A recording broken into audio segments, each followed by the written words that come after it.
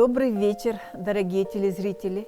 Сегодня за этим старинным столом собрались писатели. Писатели российские и писатели якутские. Недавно мы отметили 125-летие зарождения якутской письменной литературы. Основоположник Алексей Елисеевич Кулаковский, который написал в 1900 году «Благословение Баяная». Сегодня у нас в гостях Рустам Каженкин, поэт, член Союза писателей России, лучший учитель якутского языка и литературы в Республике Саха. Гаврил Андросов, поэт, член Союза писателей России, главный редактор литературного журнала «Чолбон». Анатолий Слепцов, писатель, лауреат Международной премии имени Волошина и российских литературных премий. Николай Лугинов, народный писатель Якутии, член Высшего творческого совета Союза писателей России. Геннадий Иванов, поэт, первый заместитель ответственного секретаря правления Союза писателей России. И Сергей Главюк, поэт, переводчик, антологист. Тема очень сложная – российская цивилизация. Российскую цивилизацию без литературы никак нельзя представить. Что это такое, в вашем понимании? Да. Мы жили в мире 30 с небольшим лет и дожили до тех времен, что случилось СВО. И вот только теперь прояснились многие ценности. Только теперь, как ни странно, это кощунственно так заявлять. Но реальность такова. А до этого вся эта мировая цивилизация, я говорю с кавычкой, она вообще вбирала нас в свое лоно. А это лоно кишело всякими непотребствами. Ну, не будем разбирать это. Ну, для нас с азиатскими корнями это вообще какие-то убийственные какие-то ценности ихние. Вошли у нас даже в законодательную сферу. И вот случилось СВО, и как будто мы прозрели во многих вопросах. И сегодня мы можем ставить западная цивилизация с кавычкой или без, с их работорговлей, с их унижением человеческих ценностей, затаптыванием всех выдающихся явлений нашей жизни. Тогда возникает вопрос, а как же мы-то? А я думаю, что мы, Россия, если проследить без всякого, по-честному, мы всегда стояли на стороне. И как бы мир представлял нас, и мы сами соглашались с тем, что мы отсталая окраина этой цивилизации. А на самом деле имели собственную цивилизацию, с собственными ценностями. Вот, мне кажется, это очень насущная тема.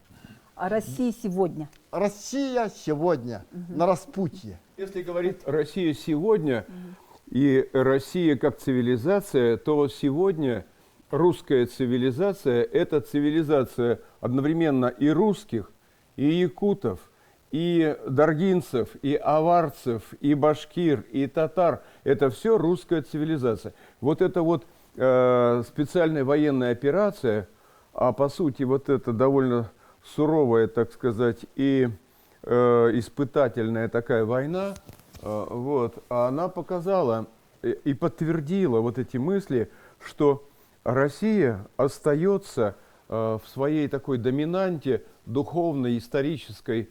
И самое главное, что есть в цивилизации, это выживание, спасение и процветание. Так вот, стало понятно, что мы единство, мы сохраняем единство, как начали его сохранять, ну, скажем так, я не знаю, ну, можно сказать, отсчет вести по-разному, но берем последние там 200 лет. Это цивилизация многих народов. Цивилизация многих народов, которая, конечно, говорит о том, что якут совершает подвиг на войне сейчас. Вот. И он может, так сказать, крикнуть «русские не сдаются», так сказать, понимаете, также может крикнуть, так сказать, как Путин говорил, и лакец, и даргинец, и аварец, и все прочее. Тут дело в том, не потому что русские подчинили себе эти народы, и русским очень нравится, что вот они тоже, эти народы, как бы делают то, что им говорят русские. Совсем нет. Получилось вот за эти даже последние 200 лет, а по сути, наверное, гораздо больше, получилось так, что мы пропитались культурами друг друга, мы пропитались, так сказать, какими-то очень важными, ну, такими духовными, такими, понимаете, законами, я бы даже, может быть, сказал, вот, и обычаями, потому что, вот, смотрите, ну, я обалдеваю, я не понимаю, почему тоже какие-то вообще древние довольно цивилизации, там, испанская, так сказать, итальянская, там, и все прочее, там, греческая даже, вот, они сейчас запросто идут и за ЛГБТ голосуют, и за всякие другие мерзости этого современного мира.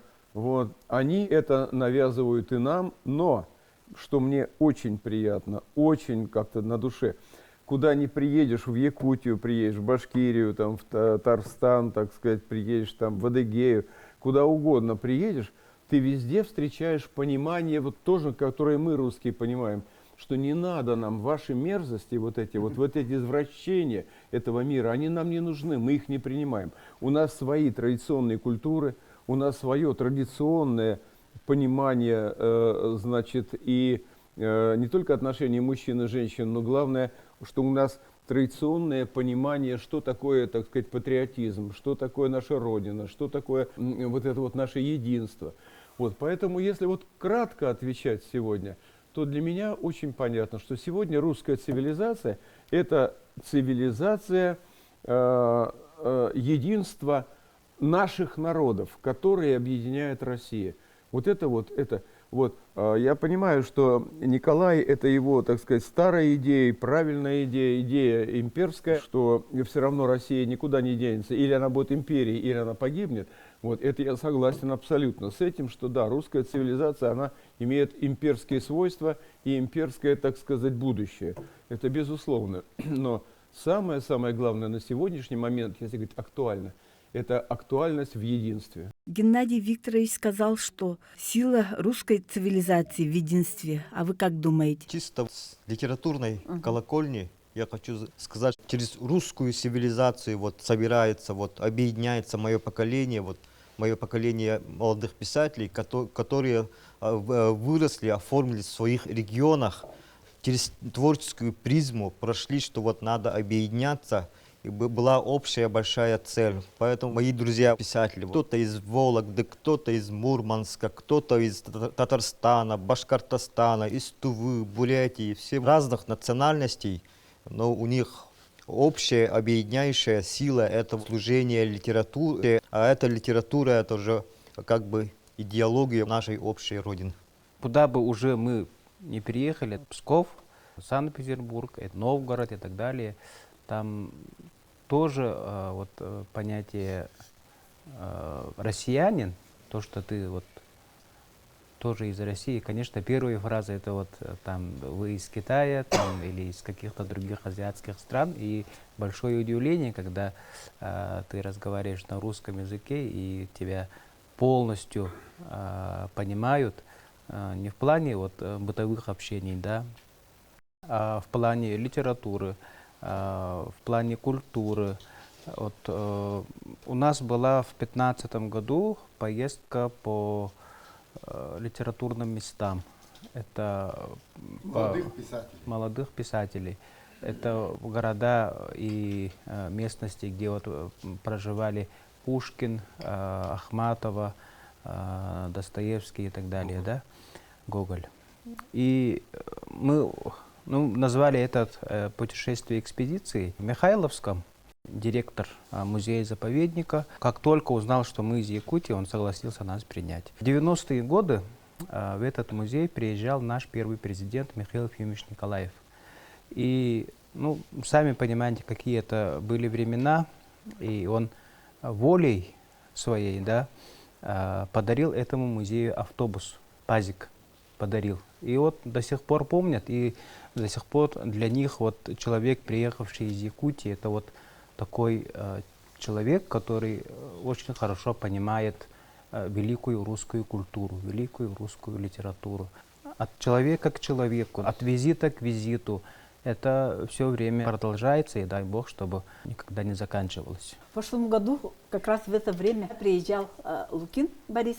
Мы говорили о поэтах по судьбе и по слову верхоянце Рожине Василии и о русском парне Иване Лукине. Анатолий, ты очень хорошо же сказал тогда. Два морпеха двух великих океанов. Василий Рожин был в составе морской пехоты Тихоокеанского флота, а вот Лукин морской пехоты Черноморского флота. Да? Схожая судьба у них. Вообще, насчет понятия русской культуры, да, и вот национальность русский, по-моему, единственный в мире, который имя прилагательное, да? Все имя существительное. И вот в чем именно такая вот особенность, что именно наименование вот русский, оно распространяется на всех как бы жителей нашего государства. Ну, получается, что мы все с детства как бы получаем один культурный код на сказках Пушкина и так далее, воспитанные, да.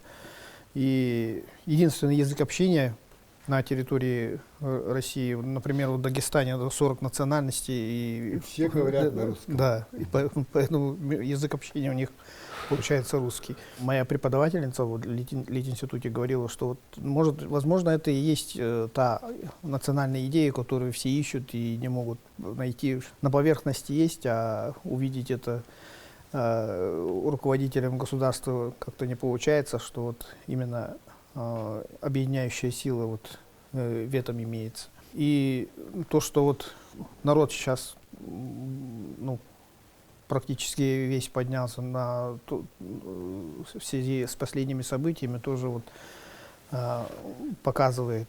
Ну, когда вот в госпитале я работал, там видел многих национальностей, да, там и чеченцы были, и евреи даже у меня лечился, и наши парни, тувинцы, буряты, вот все проходили. Вот. И действительно большое видится на расстоянии, как говорится, да, и глядя вот отсюда. Ну, кстати, скажу, что Якутия была первым регионом, который вот начала оказывать помощь медицинскую в лечении раненых. И после нас уже, когда второй раз поехал, там уже были из других республик, и как бы уже на другом уровне шла помощь. Не только вот волонтерская, но и специализированная медицинская помощь. Вот. И в начале самого СВО тоже как-то народ опешил, ну, по крайней мере у нас, как-то вот то ли об этом можно говорить, то ли нельзя об этом говорить, как-то вот в таком зыбком состоянии были.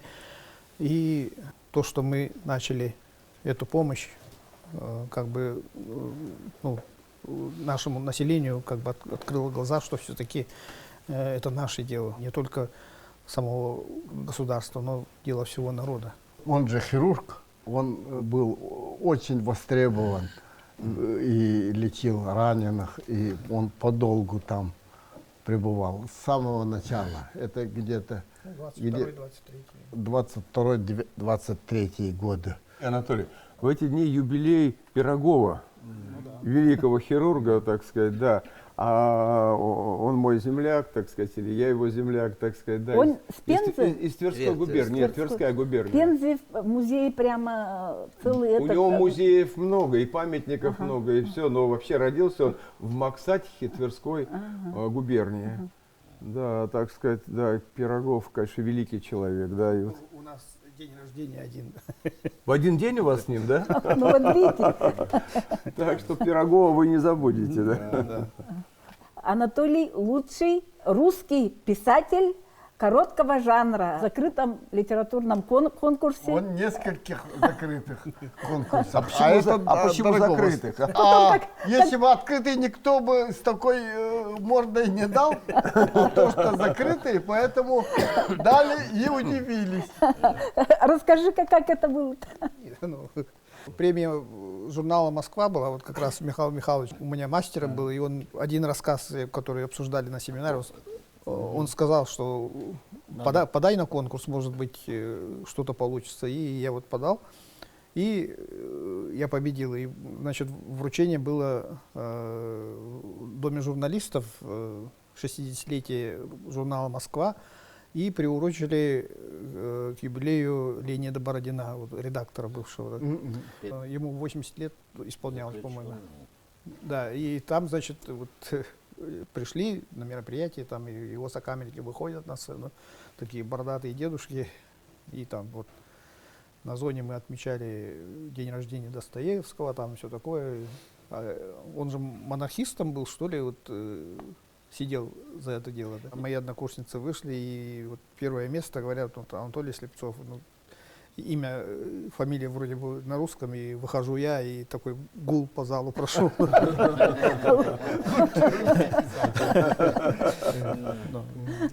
Надо сказать, когда мы говорим, так сокамерники, надо сказать, что Леонид Бородин замечательный русский писатель, замечательный главный редактор журнала «Москва», вот, многие годы. Но перед этим, да, так вот получилось, перед этим он был один из создателей, ну, такого, скажем, русского направления в советское время, русского, может быть, даже не национального, а в некотором роде такого немножко националистического направления, создания рукописного русского журнала такого и все прочее. Ну, человек в советское время хотел, чтобы разрешили, чтобы люди ходили в храмы, чтобы люди спокойно молились, чтобы не сажали никого за это в тюрьме. Ему с первого раза дали, по-моему, 9 лет. Потом при Андропове дали еще, по-моему, 7 лет. Да, и он отсидел от звонка до звонка. И благородный человек, вот какой, он потом об этом, человек там посидел где-то месяц в СИЗО, и потом кричит, на этом биографию строит. Он про это вообще никогда не говорил. Вот, он сразу же, когда вышел из, ну, как бы вот из зоны, вот да, он написал очень интересную повесть. Вот если кто из зрителей, так сказать, не читал, эта повесть говорит, мы все время там делим на белых, красных, мы все делим на патриотов, либералов. А он написал повесть, которая называется «Третья правда». «Третья правда» – очень интересная философская повесть.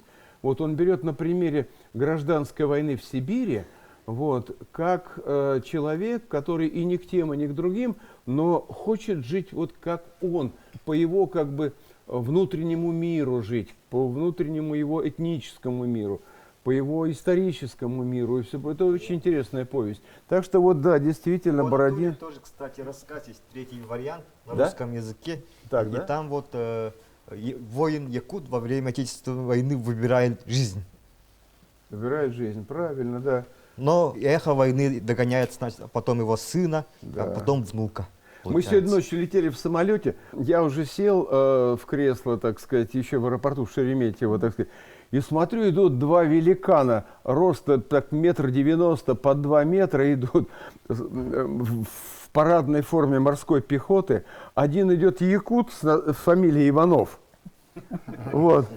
А второй идет русский парень, видимо, они из одной воинской части, фамилию не написано, просто написано какое-то, ну, такое подразделение, в котором он как бы служит.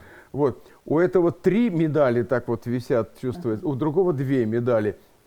Они сели недалеко от меня, я всю дорогу вот за ними наблюдал. Ну, такие прекрасные парни, вот видно, что они и товарищи, у них лица открытые. Они светлые, они какие-то вот настоящие. Они в отпуск, значит. Они, видимо, в отпуск, Вот, да.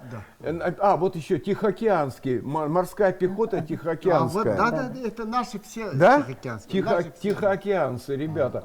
Но меня удивило, Николай, что оба богатыри такие. Я бы якуты думал, что 1,90 м и 2 метра не бывают. Оказывается, бывает. уже бывают, да? Уже бывает. Уже бывает, как да? про японцев говорят. Японцы раньше мы представляли, они маленькие, но нет. Да, Всякие уже есть всякие, они. да. Если говорить о цивилизации, я зашел бы и рассмотрел с точки зрения азбуки, алфавита, кириллицы. Всем народам был создан алфавит, азбука, каждому. У кого не было письменности, всем абсолютно на территории, это сотни народов, в ускоренном виде. Многие говорят, что у них до этого была какая-то там азбука. Может быть и была, но великой литературы на другом алфавите, азбуки, не написано ни у одного народа на территории Российской Федерации, только на кириллице. Значит, в свое время Бернард Шоу, понимая несовершенство английского языка, объявил конкурс на усовершенствование и объявил гонорар 100 тысяч фунтов тогда, в начале прошлого века. Это сумасшедшие деньги, это как сейчас 100 миллионов. Принял тысячи писем и ничего не смог сделать. Только у нас нет дифтонгов, трифтонгов, знаете, как там во французском, в английском. Один звук, одна буква. И именно на этом азбуке была создана письменность всем народам. Представляете, Шоу не смог сделать. А здесь десяткам, многим народов была создана письменность, и именно на этих языках возникла литература. Англосаксы завоевали Америку, назовите мне хоть один индейское племя, которому был создан алфавит и литература. Да. Хоть один, назовите мне. Нет, нет такого. Ни одного.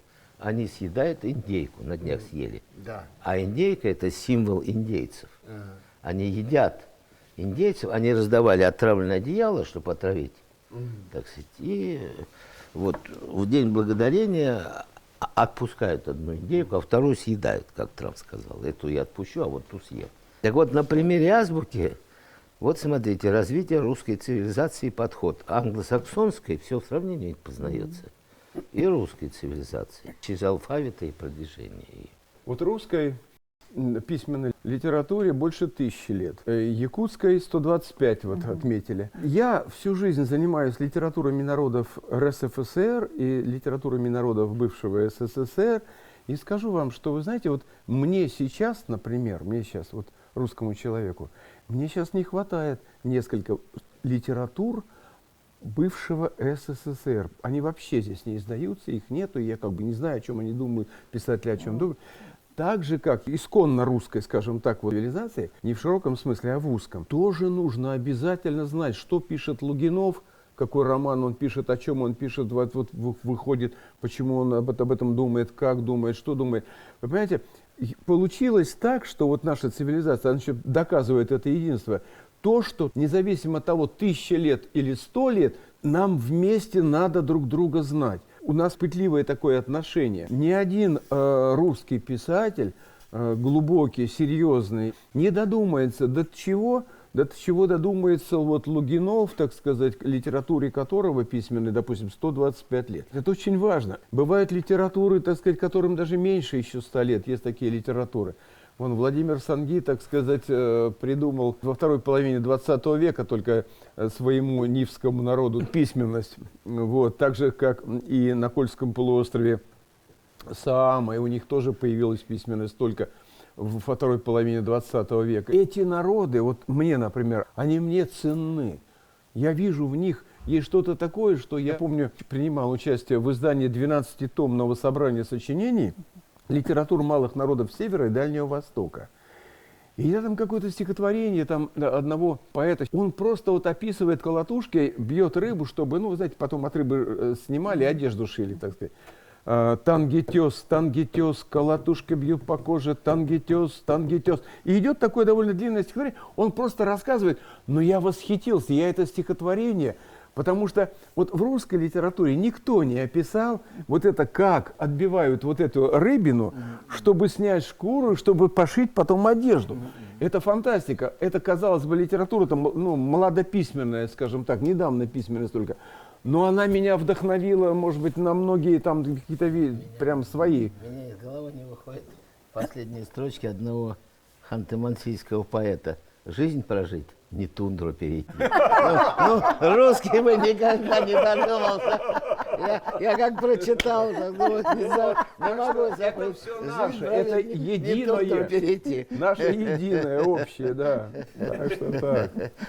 Рыбья кожа при правильной обработке очень крепкая получается. Потрясающе, когда это из узнаешь. нее обувь получается, или там, ну, что угодно можно пошить.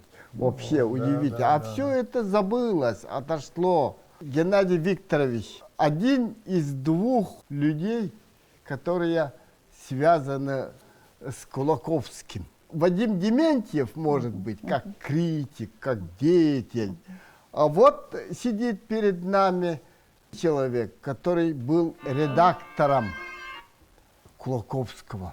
И притом самые такие жестокие, опасные времена, когда отсюда, с мест писали жалобы, что они собираются издавать буржуазного националиста.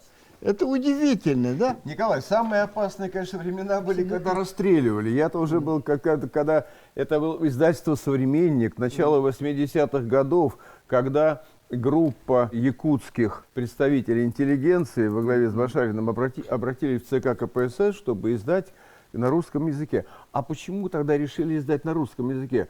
Я очень сильно удивлен, вам лучше знать, 60-е прошли годы, 70-е, вот уже начало 80-х, вот здесь, в Якутии у вас, все равно была группа каких-то людей, которые Кулаковского воспринимали как какого-то злостного белогвардейца, как какого-то... Новосибирские ученые это были. Да, понимаете, Да, вот ага. это все. И они, как только что-то где-то Кулаковский, они терпеть не могли совершенно. Это было начало 80-х. Начало 80-х. А в 90-х эти же самые люди, наверное, стали его хвалить. Правда, Писали вы знаете, записными друзья, поклонами. я У нас не такое очень, часто я не бывает. очень этому теперь уже удивляюсь. На днях я читал дневники Анатолия Заболоцкого, кинооператор фильмов Василия Шукшина. Ага. И в одном месте я вдруг читаю, приехали мы куда-то там, в какую-то область, на творческий вечер с этим фильмом. А нам говорят, это 80-е годы, на всей территории нашей области фильм запрещен. Красная калина. Калина красная. А почему? Он говорит, мы онемели. А потому что группа вот тоже таких же людей, деятелей таких советских, написали, что это антисоветский фильм. К чему он зовет, кого он прославляет, так сказать, и все прочее, прочее. И перекрыли. И оказывается, Анатолий пишет, Заболоцкий, оказывается, не только в этой области, в соседних областях запретили показ. Я тебе говорю, что, конечно, Кулаковский, вот что он тогда, вот я редактор, издательства «Современник», начало 80-х годов. Центральный комитет все-таки принял решение, разобравшись во всех этих делах, вызывает нас с Вадимом Дементьевым, директор издательства, и говорит, ребята, вот такое серьезное поручение, вот идет борьба вот за издание на русском языке, потому что в Якутии, видимо, якутская вот такая интеллигенция продвинутая, она считает, что с Кулаковским победить можно, вот это местничество, можно победить, если издать сейчас на русском языке красивую подарочную книгу, в хороших переводах и все прочее. И тогда дело пойдет, так сказать, и заткнуться, грубо говоря. Заткнуться. Вот, подключены были замечательные переводчики, конечно, Владимир Солоухин и Сергей Поделков. Сергей Поделков еще и раньше начал его переводить, я не помню кто, но кто-то ему дал подсрочники и все прочее. Но потом опять какое-то письмо в ЦК, и Сергей Поделков, так как он был арестован и в свое время сидел, он сказал, нет, больше я переводить не буду. Потому что чем это кончится, непонятно. 80-е годы, ребята, это сравнительно недавно было, вот так вот, понимаете? А все равно все боялись, что-то такое, кто его знает, как, что, чего, где там он с Пепеляевым, не с Пепеляевым, там, с кем он был. что он делал, поделков так. Но потом, когда уже четко совершенно и с ним, и с Солоухиным заключили договор, все прочее, вот, и они стали переводить, стали работать над этой книгой. Решили мы назвать это, кстати, с Вадимом Дементьевым придумали название книги. И думаем, а давай-ка назовем, ну не назовешь же «Сновидение шамана», так сказать, или что-то еще. Мы давайте «Наступление лета». Будем верить в то, что вот наступает наконец-то для Кулаковского лето, и после этого дело, так сказать, пойдет, будут книги выходить и все прочее. Художник хорошо поработал, переводы замечательные. Мы добавили немножко публицистики, так сказать, там некоторые важные письма, вот в том числе письмо якутской интеллигенции. И книга вышла. Но я вам скажу свое вот ощущение. Какой это талантливый человек. Это не какая-то декларация какие-то. Это все одновременно огромный ум, многое продумано, и одновременно пластика, лирика. Одновременно это все как-то вкусно, это хорошо, это прекрасно. Это же не только против Кулаковского, это вообще партийная, межпартийная, можно сказать, борьба. Свалить противника, обвинив Кулаковского. Кулаковский только палка. Разменная монета, да. То есть, Он, чтобы занять пост. Угу. Вот видите, очень просто. Вот, например, Анимпадис Сафронов после Кулаковского. Замечательнейший поэт. Солоухин перевел несколько стихотворений. Но в основном, опять-таки, вот молодым я говорю, надо найти такого переводчика, подобного Солоухину, и перевести, и вывести его, наконец. А он тем был в гражданскую войну. В гражданскую войну он был заместителем командующего. Як Ревдот. И этого человека подозревать в чем-то, это удивительно. И Так. кто подозревает, кто жалуется? Совершенно человек, который никакой биографии. Нет, ну, Николай Алексеевич, ты же не помнишь, именно в 1937-м именно таких и расстреливали. Да. Так что тут... Нет, друзья, вот мы сейчас живем, да, и мы сейчас видим, что происходит в Европе. У них ведь действительно что-то с мозгами К происходит. 1937 году дело идет. У них что-то с мозгами в Европе происходит, это мы видим, но это они теряют человеческое какое-то вообще понимание всего происходящего и самых элементарных каких-то вещей со всеми этими ЛГБТ и все прочее. Это какое-то странное помутнение. Каждый второй был шпионом, то японским, так сказать, то каким-нибудь там английским, то еще... А вот его кого обвиняли? Крестьянина обвиняли про японскую ориентацию. Да, который... Да, Он не только... ближе, чем на 1000 километров к Японии не потерял. Нет, он даже не представляет, где это Япония. Он даже не слышал, что В есть Африке такой или в народ. Латинской Америке, Да, где это да. Вот, Япония. Геннадий Викторович, мы с вами знакомы уже с 2002 года. Меня к литературе привел Сорнамалла в 96 году. Вы были на его 90-летие или нет? Да, я приезжал. Вы участвовали во многих моих фильмах о Кулаковском, об Анимпадисте Сафронове. И последний фильм о Юрии Кузнецове тоже поразил этот фильм вас. И писателей русских поразил. Я считаю, что если во главу угла поставить слово «компетенция», вот, то компетенция вашей студии вот, и Академии духовности, которая представляет ваш проект вот, литературных материалов, это, конечно, очень высокая. Компетенция очень высокая, потому что, вот, скажем, я видел фильм ваш о Юрии Кузнецове. Это крупнейший поэт конца 20 века. Вот в истории русской поэзии он, безусловно, вошел. Вот Юрий Кузнецов. Ваша студия, она уловила главное, что есть в творчестве Юрия Кузнецова. Это очень свежий взгляд, хотя свежего взгляда на Великую Отечественную войну уже, кажется, быть не может, потому что не то что тысячи, а сотни тысяч уже всяких разных материалов, которые опубликованы, которые показаны, на которые написана музыка, на которые, так сказать, симфонии, балеты, что хочешь, уже есть об этом. Вот. А вы смогли показать, в чем же заключается поэзия Юрия Кузнецова о Великой Отечественной войне через судьбу человека, через его судьбу. Его отец погиб в Севастополе. во время войны. Вот. И Юра написал замечательное совершенно стихотворение «Шел отец». Шел отец невредим через минное поле, превратился в клубящийся дым, ни тоски, ни боли. И дальше вот это вот. Вы смогли показать вот это вот, ну я бы сказал, невозможно почти сказать о войне через лирическое, а именно через лирическое. То есть настолько тонкое душевное состояние поэта, значит, вот особенность его творчества и значение его творчества для такого, что ли, патриотического сознания народа, но прежде всего для русской поэзии какой-то новый путь к осознанию вот этой войны, этой величайшей войны и все прочее. И тем более вы сделали этот фильм, ну, почти что накануне специальной военной операции. Да. И ваш фильм вообще, он является, я бы сказал, вы знаете, объяснением во многом, почему вот так вот наши люди идут и жертвуют своими жизнями за Родину. Вот. И поэт об этом думает, поэт об этом излагает. Ведь там же непростая вещь у Юрия Кузнецова. Вы знаете, у него же ведь есть стихотворение. С одной стороны, вроде он гордится своим отцом, он пишет об этом трагическом состоянии, что он остался без отца, так сказать. Но с другой стороны, у него есть и такой крик: «Отец, ты не принес нам счастья».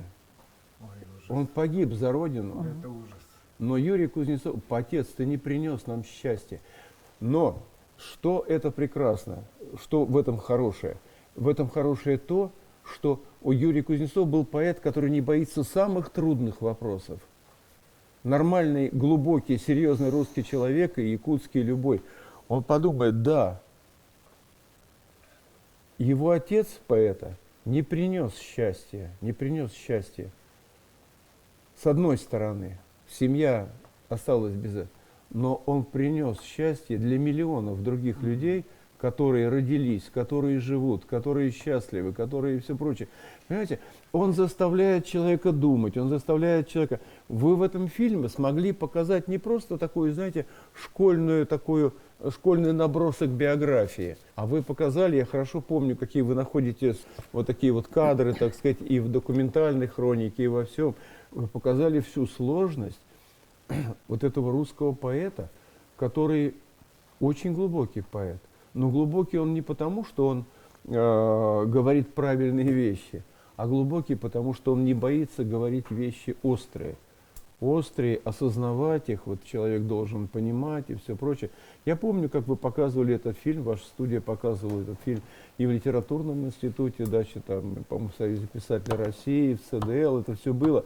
И вот поэтому я желаю вам получить этот необходимый президентский грант. Кстати, фильм тоже создан на средства того предыдущего нашего гранта. Сегодня мы поговорили о русской империи, о том, что нас скрепляет. И сегодня Геннадий Викторович напомнил про этот фильм. Кстати, этот фильм был создан накануне специальной военной операции.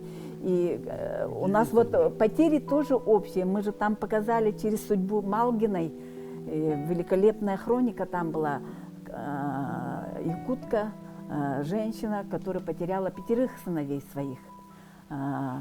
И вот через судьбу Юрия Кузнецова и через судьбу Февронии Малгиной, в общем, это все прозвучало. Конечно, московская публика была очень впечатлена этой передачей. Ага, и вот такой вот интересный у нас разговор получился. Спасибо за внимание. До будущих встреч.